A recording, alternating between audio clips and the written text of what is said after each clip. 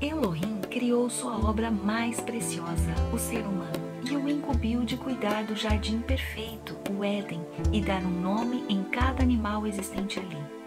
A segunda parte do estudo do livro de Gênesis é marcada pelo livre-arbítrio que Deus oferece ao homem, o poder da escolha. O capítulo 3 relata a queda do homem e a introdução do pecado na humanidade.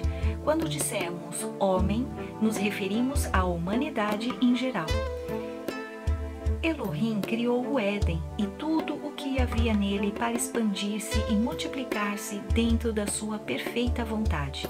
Porém, Eva, que já tinha sido avisada por Adão da proibição de comer do fruto da árvore que ficava no centro do jardim, chamada de árvore do conhecimento do bem e do mal, cedeu ao desejo dos seus olhos. Vamos ler em Gênesis capítulo 3, versículo 6. Quando a mulher viu que a árvore parecia agradável ao paladar, era atraente aos olhos e, além disso, desejável para dela se obter discernimento, tomou do seu fruto e comeu-o, e o deu ao seu marido, que comeu também. Note as duas expressões, parecia agradável ao paladar e atraente aos olhos. A inclinação do coração do homem está voltada aos desejos da carne, do seu prazer que começa nos olhos. Jesus mesmo disse que os olhos são a lâmpada do corpo. Devemos tomar cuidado com muitas coisas que parecem ser agradáveis e atraentes aos olhos. A tentação será muito mais fácil de resistir se tivermos o domínio próprio. O domínio próprio também é um presente de Deus aos seus filhos. É o poder de autocontrolar-se, capaz de dominar seus próprios desejos. Portanto, podemos dizer que o domínio próprio ou o autocontrole fazem parte do livre-arbítrio que Deus entregou em nossas mãos. O que os teus olhos estão procurando ultimamente? São coisas que lhes são permitidas e agradam ao Senhor? O método da serpente.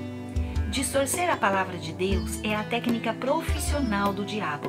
Em Gênesis capítulo 3, versículo 1, mostra claramente isso. Ora, a serpente era o mais astuto de todos os animais selvagens que o Senhor tinha feito.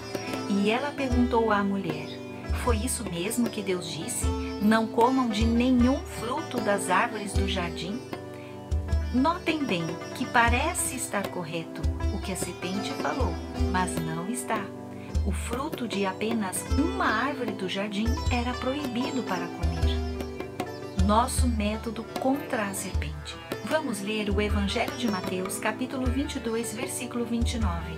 Jesus respondeu: vocês estão enganados porque não conhecem as Escrituras e nem o poder de Deus. E ainda, Salmo 119, 11. Guardei no coração a tua palavra para não pecar contra ti. A palavra guardar tem o mesmo sentido aqui de esconder um tesouro.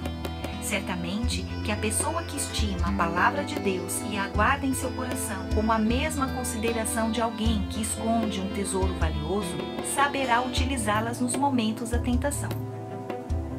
Quais são os tesouros que você tem bem guardados aí em seu coração? Por isso é tão importante guardarmos dentro de nós o que Deus diz em sua palavra, senão seremos um alvo fácil dos métodos de engano do diabo. Seus métodos são sempre os mesmos. Suas tentações são seguidas de distorções da palavra de Deus. Às vezes passam sem perceber, sutis. Basta vermos como o diabo tem iludido o mundo de hoje. As ofertas seguem o que está no coração. Em Gênesis capítulo 4, versículos de 1 a 5, relatam a história da formação da primeira família na terra e as consequências desastrosas entre os seus filhos, Caim e Abel, por causa da introdução do pecado desde o Éden. Adão provavelmente ensinou seus filhos a oferecerem ao Deus Criador o melhor de suas ocupações. No verso 3, diz que Caim ofereceu alguns produtos da terra, pois era agricultor. E no versículo 4, diz que Abel ofereceu as partes gordas das suas primeiras crias do rebanho. Partes gordas aqui significa o melhor. Por essa razão, Deus aceitou as ofertas de Abel, pois o seu coração queria dar o melhor para o Senhor.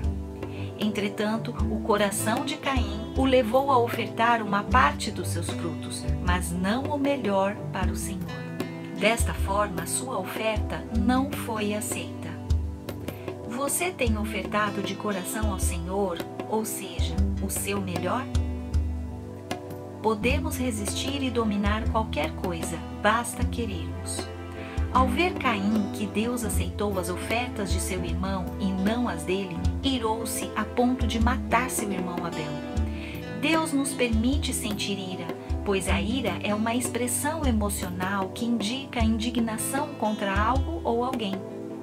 Veja que lição preciosa Deus nos ensina neste capítulo 4. Nos versos 6 a 7 dizem: O Senhor disse a Caim: Por que você está furioso? Por que se transtornou o seu rosto? Se você fizer o bem, não será aceito?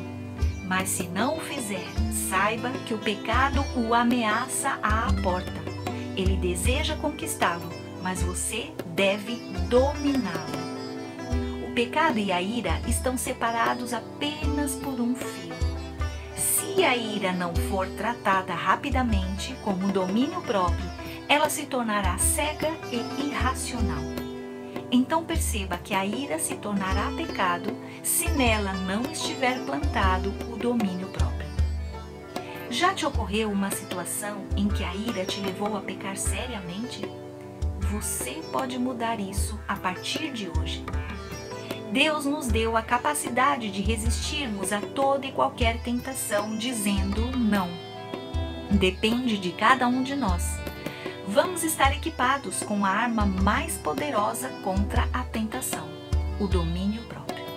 Que o Senhor Deus nos leve sempre a rejeitar o mal, ainda há tempo.